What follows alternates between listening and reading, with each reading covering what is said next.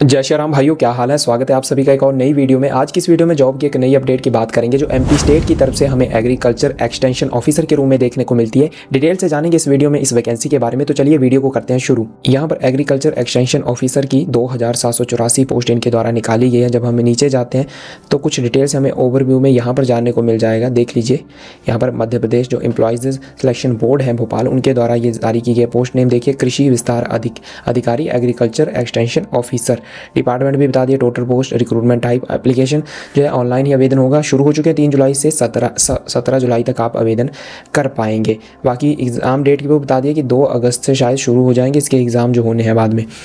अभी नीचे आते हैं, इंपॉर्टेंट डेट वगैरह बता रखी है। एग्ज़ाम की शिफ्ट की टाइमिंग बता रखी है कि जो फर्स्ट शिफ्ट में एग्ज़ाम होंगे उसकी रिपोर्टिंग टाइम क्या रहेगी, और इंस्ट्रक्शन रीडिंग टाइमिंग वगैरह है, एग्ज़ाम की टाइमिंग है यहाँ पर वो भी बता दी है। नीचे जाते हैं तो वैकेंसी की डिटेल आपको देखने को मिलती है कैटेगरी वाइज, जैसे अनरिजर्व जनरल में कितनी वैकेंसी है, इसी तरह से ईडब्ल्यूएस के कितने पोस्ट यहाँ पर है, एससी की, एसटी की, ओबीसी की, वो सामने और टोटल भी देखने को मिल जाती है।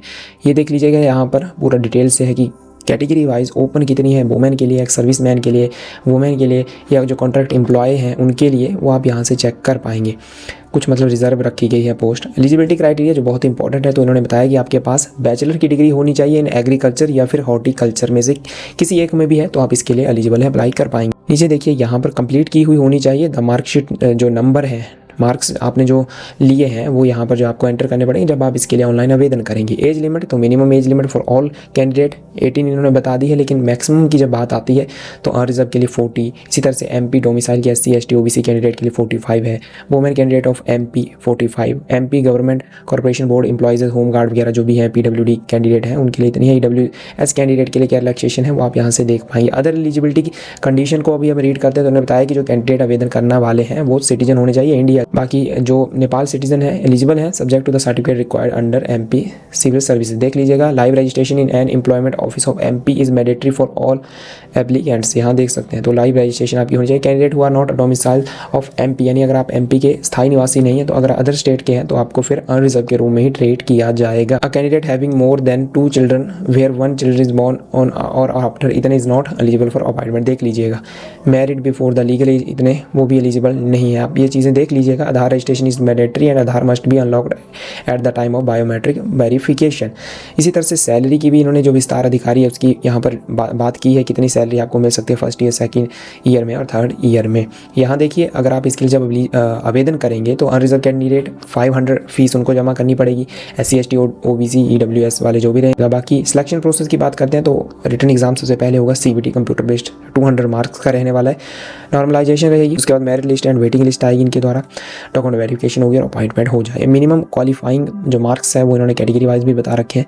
देखिए एग्जाम के पैटर्न को यहाँ पर समझिए कि जो आपका एग्जाम है वो एक ही होना है, एक ही दिन में, लेकिन पार्ट वाइज होगा, 2 पार्ट होंगे उसके। जैसे पार्ट 1 में general knowledge, general Hindi, general English, general maths, general reasoning ability, general science, general computer knowledge, 100 marks का रहेगा। वहीं जो सेकंड पेपर होगा वहीं पर ही वो सब्जेक्ट बेस्ड क्वेश्चन उसमें आएंगे, जैसे एग्रीकल्चर हो गया, हॉर्टिकल्चर हो गया, उसके जुड़े हुए 100 क्वेश्चन, और इस तरह से 200 का वो हो गया एक ही दिन में। और जो ईच करेक्ट आंसर रहेगा वो 1 मार्क उसके मिलेंगे। और अगर नेगेटिव मार्किंग होती है तो ये देख लीजिए, इस तरह की आपकी नेगेटिव मार्किंग यहाँ पर रहने वाली है। जब बाद में ऑब्जेक्शन होगा तो 150 रुपीज़ पर क्वेश्चन के ऑब्जेक्शन के भी लगेंगे। तो ये इन्होंने यहाँ पर बताने का प्रयास किया कि जो पार्ट 2 का आपका एग्जाम रहेगा एग्रीकल्चर या उस सिलेबस से जुड़ा हुआ, तो ये वाले चैप्टर जो रहेंगे इन्हीं से जुड़े हुए क्वेश्चन 100 मार्क्स के आने वाले हैं।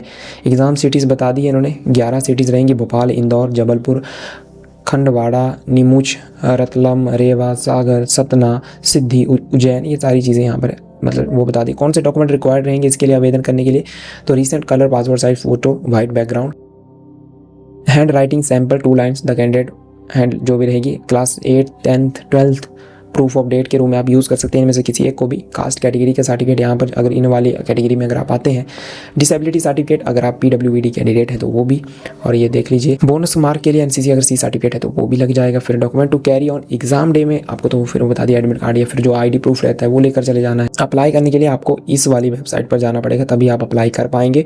वहीं पर आपको रिक्रूटमेंट मिलेगी, डिटेल वगैरह फिलअप करनी पड़ेगी, अपलोड करने पड़ेंगे, फोटो, सिग्नेचर और सिटी प्रेफरेंस देनी पड़ेगी, तब जाकर लास्ट में पेमेंट करके आप सबमिट कर पाएंगे। इंस्ट्रक्शन है ये पढ़ लीजिएगा एक बार, इसको ज़रूरी है ये भी। ये देखिए, ये इनका पीडीएफ है। अगर आप डिटेल से जानकारी चाहते हैं इस भर्ती से रिलेटेड तो आपको ये पीडीएफ ज़रूर ओपन करना चाहिए, एक बार रीड कर लेना चाहिए कि क्या क्या प्रोसेस है सब कुछ आपको यहाँ जानने को मिल जाएगा। और इस वीडियो के डिस्क्रिप्शन में ये PDF का लिंक और अप्लाई का लिंक दोनों ही आपको मिल जाएगा, वहाँ से आप आसानी से चेक कर पाएंगे। तो ये थी दोस्तों एक और नई अपडेट जॉब की जो हमें MP स्टेट की तरफ से एग्रीकल्चर एक्सटेंशन ऑफिसर के रूप में देखने को मिलती है। आई होप अगर आप इसके लिए एलिजिबल हैं तो ज़रूर अप्लाई कीजिएगा। मिलेंगे बहुत ही जल्द इसी तरह की एक और नई अपडेट के साथ, तब तक खुश रहिए। जय हिंद, जय श्री राम दोस्तों।